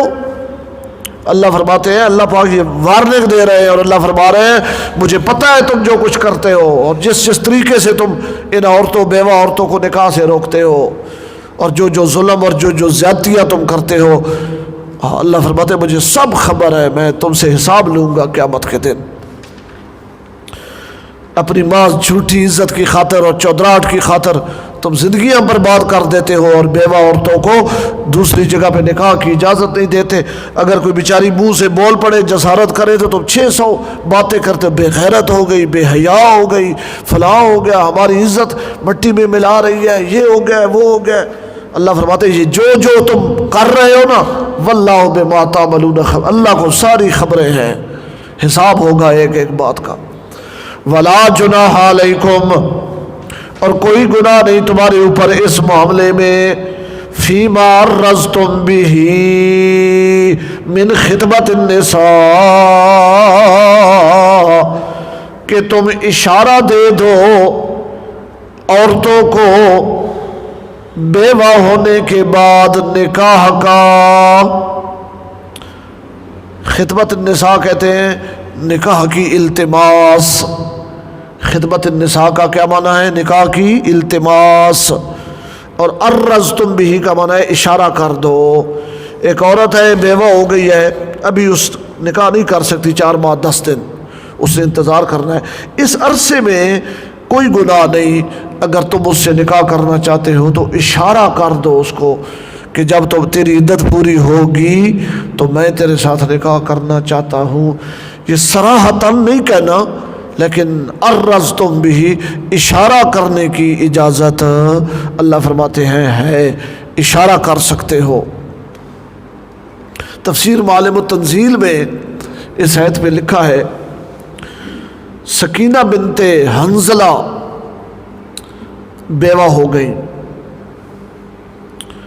فدخل علیہا ابو جعفر محمد بن علی الباقر، امام جعفر محمد بن علی الباقر، امام ابو جعفر محمد بن علی الباقر، امام باقر رحمۃ اللہ علیہ، گئے وہاں اس گھر تعزیت کے لیے، جیسے فوتگی والے گھر بندہ جاتا ہے تو مردوں سے فارغ ہو کے ادھر تعزیت وغیرہ کر کے امام باقر جب اٹھے تو دروازے کے پاس گئے اور کسی عورت سے کہا کہ ذرا سکینہ کو بلاؤ، تو وہ دروازے تک آئیں اور امام باقر نے افسوس کا اظہار کیا کہ اللہ کی مرضی آپ کا خاوند فوت ہو گیا ہے، تو اس نے بھی اندر سے کہا کہ بس یہ اللہ کو اسی طرح منظور تھا۔ تو امام باقر نے فرمایا کہ سکینہ انا من قرابت رسول اللہ صلی اللہ علیہ وسلم، سکینہ ایک بات ذہن میں رکھنا، میں رسول اللہ صلی اللہ علیہ وسلم کا رشتہ دار ہوں۔ اے سکینہ ایک بات ذہن میں رکھنا کہ میں رسول اللہ صلی اللہ علیہ وسلم کا کیا ہوں؟ رشتہ دار۔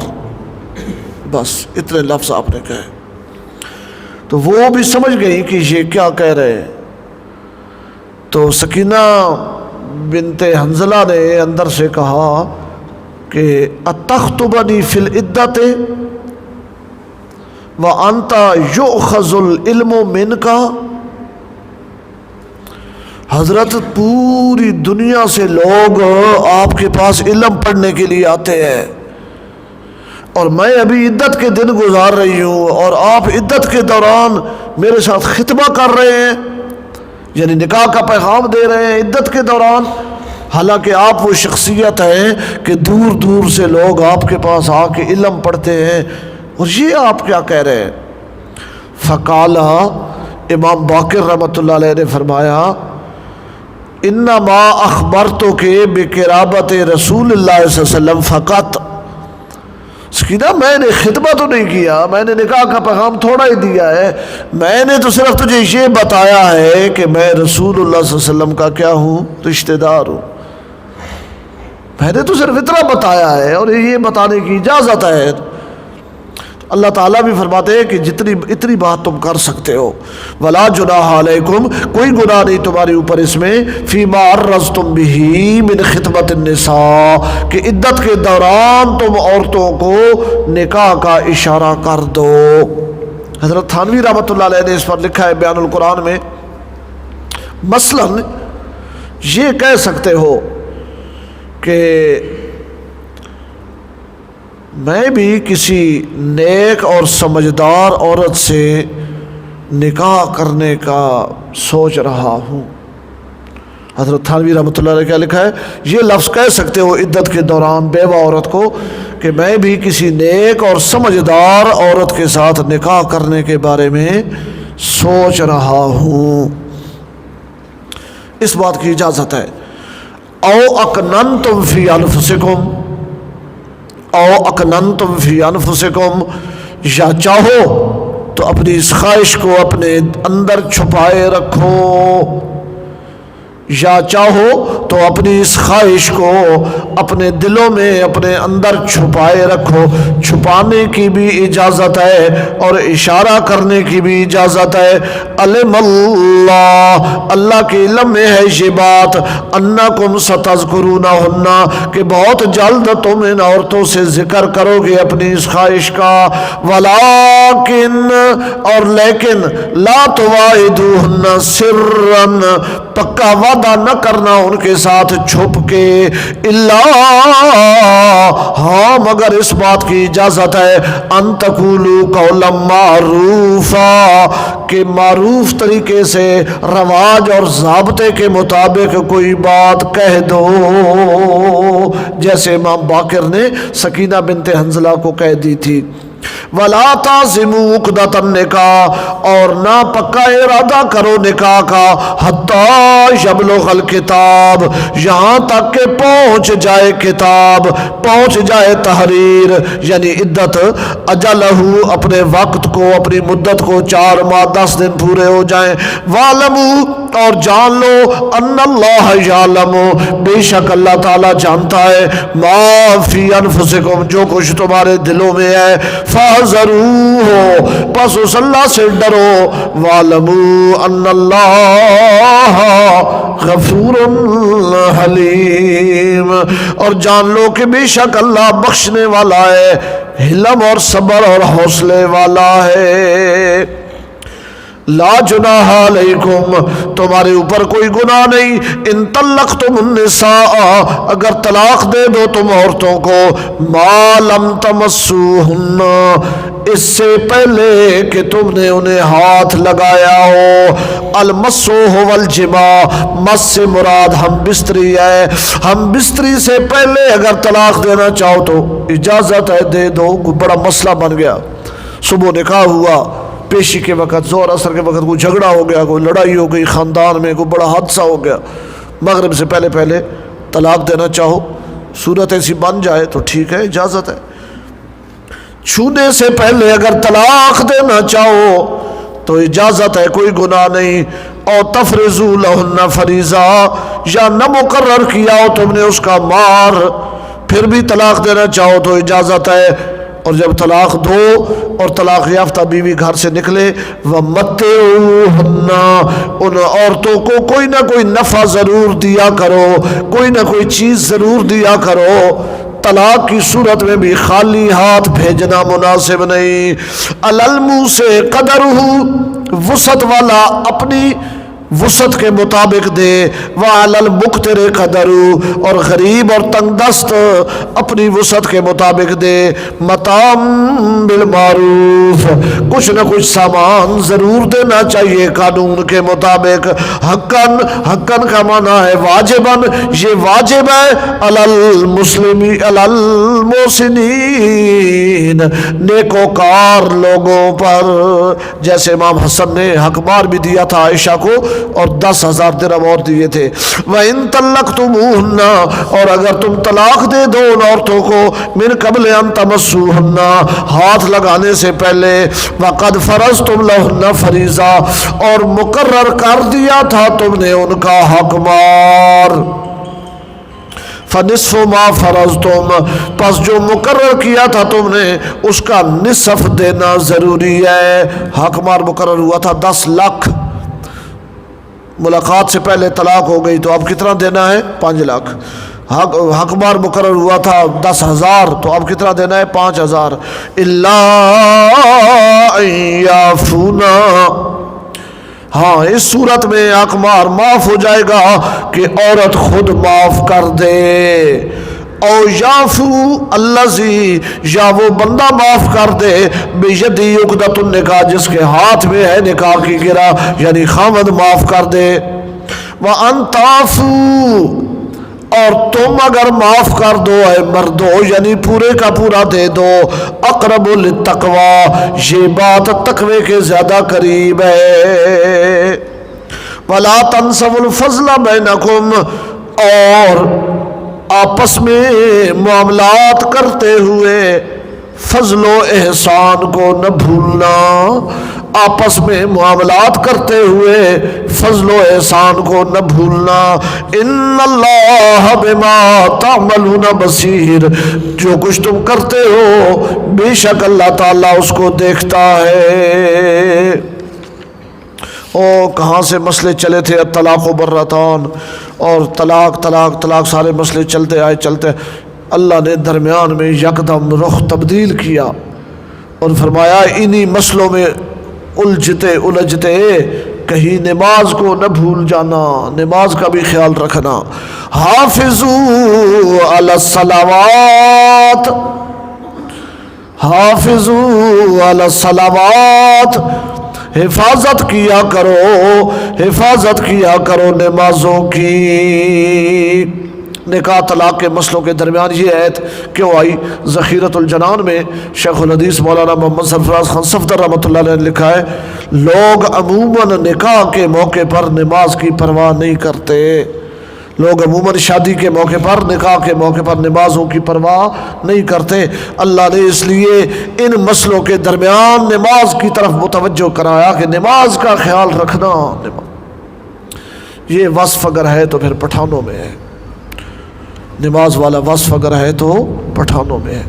ہم چونکہ روڈ پہ ہیں نا تو یہاں مرد عورتیں نماز کے لیے رکتے رہتے ہیں، تو میں نے پٹھانوں کے ایک دفعہ ایک قافلہ رکا اور انہوں نے کہا جی ہماری خواتین نے نماز پڑھنی ہے، جگہ ہے؟ میں نے کہا ہے۔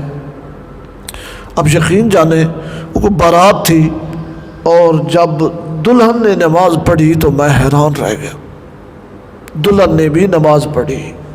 ذرا پنجابیوں کی حالت آپ دیکھیں، گھر کا گھر کئی دن گزر جاتے ہیں اور نماز کا، شادی والے دنوں میں نماز کا کیا معاملہ ہے جی؟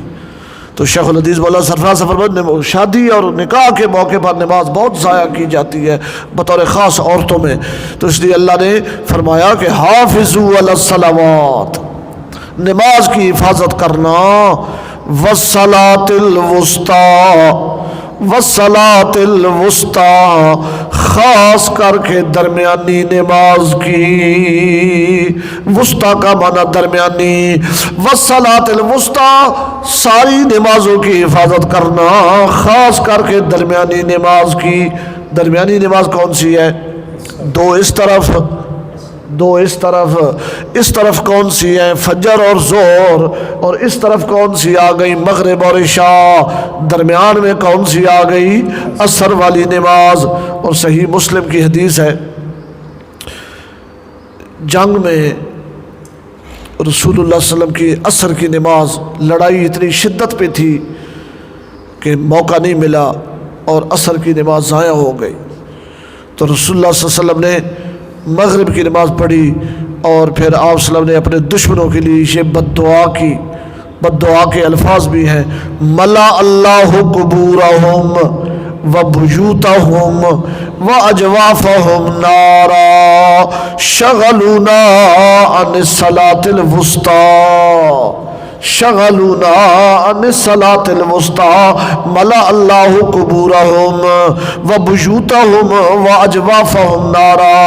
اللہ ان کے قبروں کو بھی آگ سے بھر دے، اللہ ان کے گھروں کو بھی آگ سے بھر دے، اللہ ان کے پیٹوں کو بھی آگ سے بھر دے، ان ظالموں نے ہماری درمیانی نماز ضائع کروا دی، ان ظالموں نے ہماری درمیانی نماز ہم سے قضا کروا دی، اللہ ان کے گھروں کو، ان کی قبروں کو، ان کے پیٹوں کو آگ سے بھر دے۔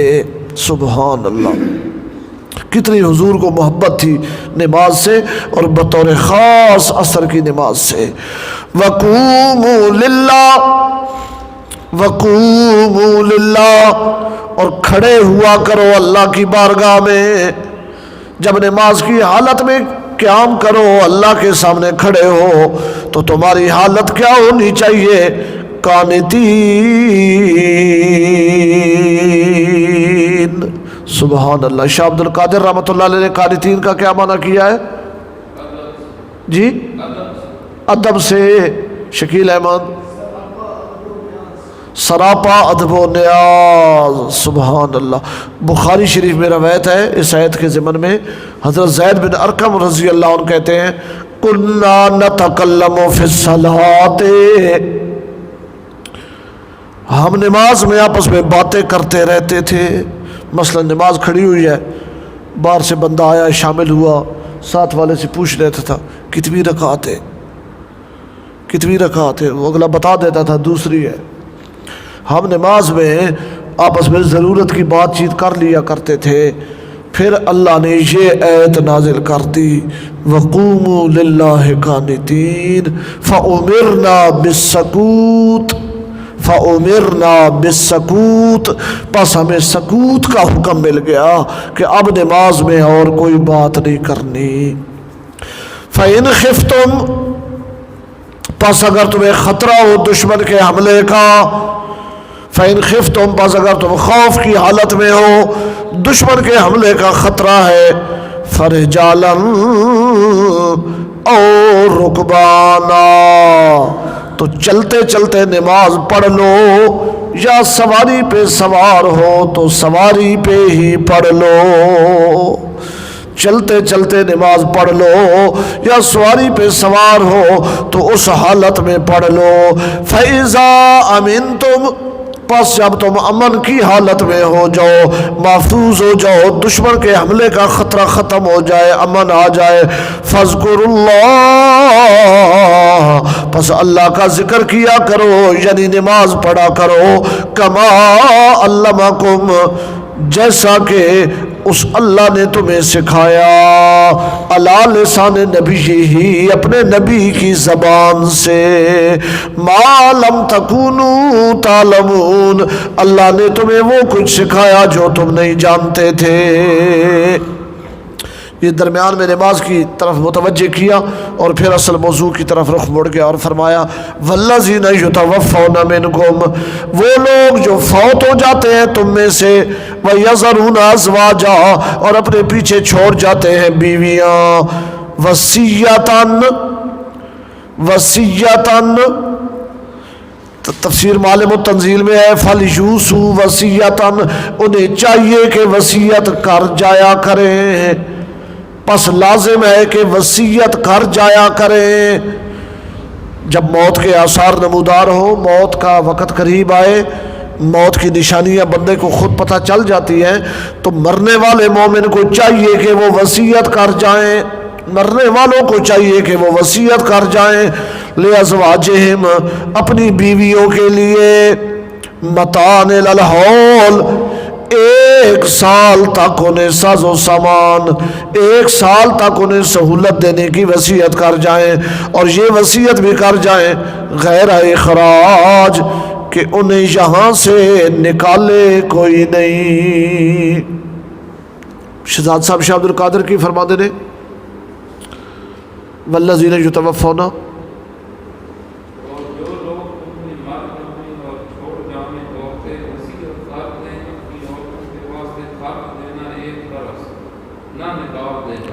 ایک برس انہیں خرچ بھی دینا ہے اور غیر اخراج انہیں یہاں حویلی سے نکالنا بھی نہیں ہے، یہ وصیت کر جائیں۔ فَإِنْ خَرَجْنَا، پس اگر وہ خود نکلنا چاہیں، فَإِنْ خَرَجْنَا، پس اگر وہ خود نکلنا چاہیں، فَلَا جُنَاحَ عَلَيْكُمْ، تو تمہارے اوپر کوئی گناہ نہیں۔ وہ جو میت کے ورثاء ہیں، دوسرے بھائی ہیں، اگر ان کی بھرجائی کہتی ہے نہیں میں خود جانا چاہتی ہوں، میں یہاں نہیں رہنا چاہتی، تو بے شک چلی جائے، تمہارے اوپر کوئی گناہ نہیں۔ فی ما فعلن فی انفسہن، اس معاملے میں بھی تمہارے اوپر کوئی گناہ نہیں کہ وہ جو اپنی جانوں کے بارے میں فیصلہ کریں، من معروف، قانون کے مطابق۔ کیا فیصلہ کریں؟ تفسیر العلمانی میں لکھا ہوا ہے کالتطیب والتزین، فیما فعلنا من معروف کالتطیب والتزین، خوشبو وغیرہ لگانا شروع کر دیں اور اچھا لباس اور اچھے کپڑے پہننا شروع کر دیں، تو تمہارے اوپر کوئی گناہ نہیں، اور انہیں ان کاموں سے تم نے روکنا نہیں ہے۔ میرے بھراؤ نو مویا ہجے 6 مہینے ہوئے تے اس نواں سوٹ پا کے دا، میرے بھراؤ نو مویا ہجے سال نہیں ہویا تے اے جناب خوشبوئیں لاون لگ پئی۔ فرمایا نہ، تمہیں اس بات کی اجازت نہیں ہے۔ اور عورتوں کو کیا حکم دیا؟ فرمایا من معروف۔ سبحان اللہ۔ پیر کرم شاہ صاحب بھیروی نے تفسیر ضیاء القرآن میں من معروف پہ بڑا خوبصورت جملہ لکھا ہے، فرماتے ہیں من معروف کہہ کر سمجھا دیا کہ کوئی ایسا قدم نہ اٹھائیں جو خلاف قانون شریعت یا اخلاق سے گرا ہوا ہو، جس سے ان کی اپنی عزت بھی داغدار ہو اور ان کے فوت ہونے والے خاوند کی بھی رسوائی ہو۔ کوئی ایسا قدم نہ اٹھائیں کہ ان کی عزت بھی داغدار ہو اور جو خاوند فوت ہو گیا ہے 20 سال 30 سال 50 سال جس کے ساتھ گزارے ہیں، مرنے کے بعد اس کی ناموس اور عزت بھی رسوا ہو جائے، ایسا کوئی قدم نہیں اٹھانا۔ اور تو تم نے بھی من معروف ضابطے اور قانون شریعت کے مطابق تمہیں اجازت ہے، اچھے کپڑے بھی پہن سکتی ہو، اچھا خوشبو بھی لگا سکتی ہو، اور اس خامد والے گھر کو چھوڑ کے 4 ماہ 10 دن بعد جانا چاہو تو جا سکتی ہو۔ اور ورثاء کو بھی فرمایا کہ تم نے ان کو روکنا نہیں ہے، نہیں ہم نہیں جانے دیں گے، اور ہم اپنی بھرجائی کو دوسری جگہ پہ نکاح نہیں کرنے دیں گے۔ اللہ فرماتا ہے اچھا نہیں کرنے دو گے؟ ہاں نہیں کرنے دیں گے۔ نہیں کرنے دو گے تو پھر سن لو واللہ عزیز، نہیں کرنے دو گے تو پھر سن لو واللہ عزیز۔ یہ تم متھا کس کے ساتھ لگا رہے ہو؟ اللہ کے ساتھ۔ یہ تم مقابلہ کس کے ساتھ کر رہے ہو؟ اللہ کے ساتھ۔ یہ ٹکر تم لے رہے ہو اس رب کے ساتھ جو عزیز ہے۔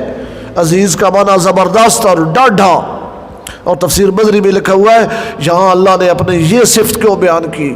پیچھے مسئلہ ہے کہ عورت اگر 4 ماہ 10 دن بعد خامد کا گھر چھوڑنا چاہے، شادی کرنا چاہے، خوشبو لگانا چاہے، اچھے کپڑے پہننا چاہے، اسے اجازت ہے، اسے نہ روکنا۔ ساتھ فرمایا واللہ عزیز، اللہ بہت ڈاڈا ہے۔ یہ ان کو مارنے گئے جو روک رہے ہیں اور کہتے ہیں ہم نہیں نکاح کرنے دیں گے اپنی بھرجائی کو، نہیں جانے دیں گے۔ اللہ فرماتے ہیں تم کون ہوتے ہو؟ میں بہت ڈاڈا ہوں۔ ینتقم من خالف حکمہ، تفسیر مدری میں واللہ عزیز ینتقم من خالف حکمہ، جو اللہ کے اس حکم کو پورا کرنے میں رکاوٹ ڈالے گا اللہ اس سے انتقام لے گا اور وہ ذلیل و خوار ہو جائے گا، تباہ و برباد ہو جائے گا۔ تو اللہ فوراً انتقام کیوں نہیں لے لیتا؟ فرمایا حکیم، وہ حکیم بھی ہے، ڈھیل دے دیتا ہے، مہلت دے دیتا ہے، لیکن جو اللہ کے قانونوں میں رکاوٹ بنتے ہیں اور اپنی عزت، غیرت اور خاندانی چودراہٹ ان چیزوں کو ترجیح دیتے ہیں اللہ کے قانونوں پہ، اللہ انہیں ضرور بالضرور ذلیل و رسوا کرتا ہے۔ وَلِلْمُطَلَّقَاتِ مَتَاعٌ بِالْمَعْرُوفِ، اور واجب ہے طلاق شدہ عورتوں کے لیے متاع بالمعروف، قانون کے مطابق کچھ سامان، النفقہ والسکنہ فی العدہ، عدت تک، عدت کے دنوں میں نان نفقہ بھی اور رہائش بھی یہ طلاق دینے والے مرد کے ذمے ہے۔ حقاً علی المتقین، حقاً کا معنی ہے واجباً، یہ واجب ہے اللہ سے ڈرنے والوں پر۔ کذالک یبین اللہ لکم، اس طرح کھول کھول کے بیان فرماتے ہیں اللہ تعالیٰ، لکم تمہارے فائدے کے لیے، تمہیں سمجھانے کے لیے۔ کون سی چیز اللہ تعالیٰ کھول کھول کے بیان فرماتے ہیں؟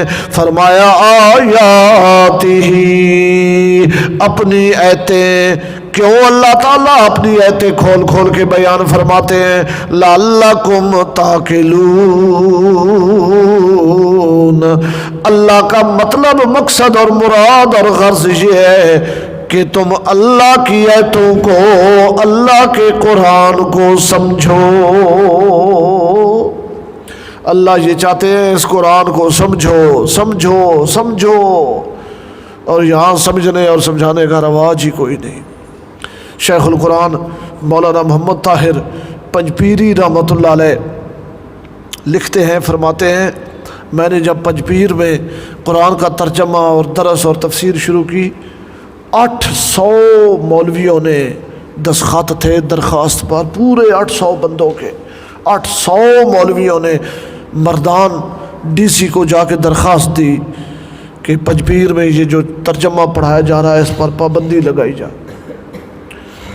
تو فرماتے ہیں کہ مجھے مردان میں بلایا گیا، اس وقت ثوابی ضلع نہیں ہوگا، تو مردان میں مجھے ڈی سی نے اپنے دفتر میں بلایا اور وہ درخواست دہندہ جو تھے ان کو بھی بلایا۔ اب ایک طرف وہ 800 پگڑیاں باندھے مولوی اور دوسری طرف تنے تنہا شیخ محمد طاہر رحمۃ اللہ علیہ۔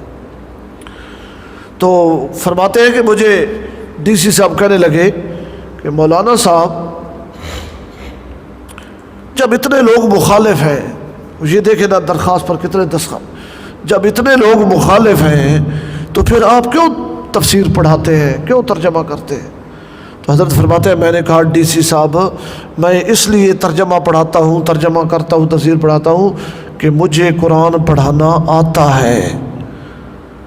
اس نے کہا پھر یہ اس لیے نہیں پڑھاتے کہ ان کو آتا نہیں، ان کو آتا نہیں۔ اور فرماتے ہیں میں نے کہا ڈی سی صاحب ان میں سے کسی کو کہیں کسی ایک آیت کا میرے سامنے قرآن کا ترجمہ کر دے، ان 800 مولویوں میں کو اس کہیں کوئی ایک آگے آئے، میں قرآن کھولتا ہوں، کسی ایک آیت کا ترجمہ بتلا دے، ترجمے والے قرآن پر دیکھنے کے علاوہ سادہ قرآن میں رکھتا ہوں، ایک آیت کا یہ ترجمہ کر کے دکھا دے۔ تو وہ ڈی سی صاحب کہنے لگے کیوں جی؟ کوئی ادھر ہو گیا، کوئی ادھر ہو گیا، کوئی ادھر ہو گیا، درخواست گئی بیکار چلی گئی۔ اور وہ دورہ تفسیر پنجپیر میں الحمدللہ آج بھی چل رہا ہے، اللہ کرے قیامت کی صبح تک چلتا رہے۔ اور مولانا محمد طاہر پنجپیری رحمۃ اللہ علیہ تو قرآن کے اتنے عاشق تھے کہ حضرت مولانا غلام حبیب صاحب رحمۃ اللہ علیہ ویسا والے ان کا یہ ارشاد نقل کرتے ہیں کہ شیخ پنجپیری رحمۃ اللہ علیہ فرمایا کرتے تھے جنت میں اگر اللہ تعالیٰ نے مجھ سے پوچھا، جنت میں اگر اللہ تعالیٰ نے مجھ سے پوچھا کہ میرے بندے محمد طاہر بتا تجھے کون سی نعمت عطا کروں، تو میں عرض کروں گا اے میرے اللہ جنت والوں کو اکٹھا کرو، میں قرآن کا ترجمہ پڑھانا چاہتا ہوں۔ جنت والوں کو اکٹھا کرو، میں قرآن کا ترجمہ پڑھانا چاہتا ہوں۔ تو اللہ تعالیٰ فرماتے ہیں کہ یہ قرآن کی آیتیں میں کھول کھول کے بیان کرتا ہوں، لکم تمہارے نفع کے لیے، تمہارے نفع کے لیے، اور آیتوں کو واضح کرنے کا مقصد یہ ہے لعلکم تعقلون، تاکہ لوگو تم میرے قرآن کی آیتوں کو سمجھو، تاکہ ان کو سمجھو۔ دنیا کی ہر کتاب سمجھ کے پڑھی جاتی ہے، اگر ٹیچر صرف کتاب کے الفاظ آپ کے بچے کو پڑھا دے اور مطلب اور معنی اور اس کا غرض و غایت نہ سمجھائے، تو آپ جا کر شور مچاتے ہیں اسکول میں کہ جناب ہم اتنی فیس دے رہے ہیں اور آپ نے بچے کو اس کا سبق کا ترجمہ ہی نہیں سمجھایا، مطلب ہی نہیں سمجھایا، بعض الفاظ آپ نے پڑھا دیے۔ اور یہ مظلوم کتاب ہے، یہ مظلوم کتاب ہے کہ اس کو پڑھنے والے پڑھ رہے ہیں لیکن انہیں اس سے کوئی غرض نہیں کہ اس کا مطلب کیا ہے، ترجمہ کیا ہے، تفسیر کیا ہے، مقصد کیا ہے۔ تو اللہ تعالیٰ فرماتے ہیں کہ میں راضی تب ہوں گا اور تمہاری عقل تب مکمل ہوگی کہ جب میرے قرآن کا ترجمہ، تفسیر اور مطلب سمجھو گے، پھر اللہ کی رحمتیں نازل ہوں گی۔ ربنا آتنا فی الدنیا حسنۃ وفی الآخرۃ حسنۃ وقنا عذاب النار۔ حسبنا اللہ ونعم الوکیل، لا حول ولا قوۃ الا باللہ۔ یا حی یا قیوم برحمتک نستغیث، انت ولینا فی الدنیا والآخرہ، توفنا مسلما والحقنا بالصالحین۔ یا لطیف لم یزل الطف بنا فیما نزل، انت القوی نجنا عن قہرک یوم الخلل۔ صلی اللہ تعالی علی خیر خلق۔ سبحان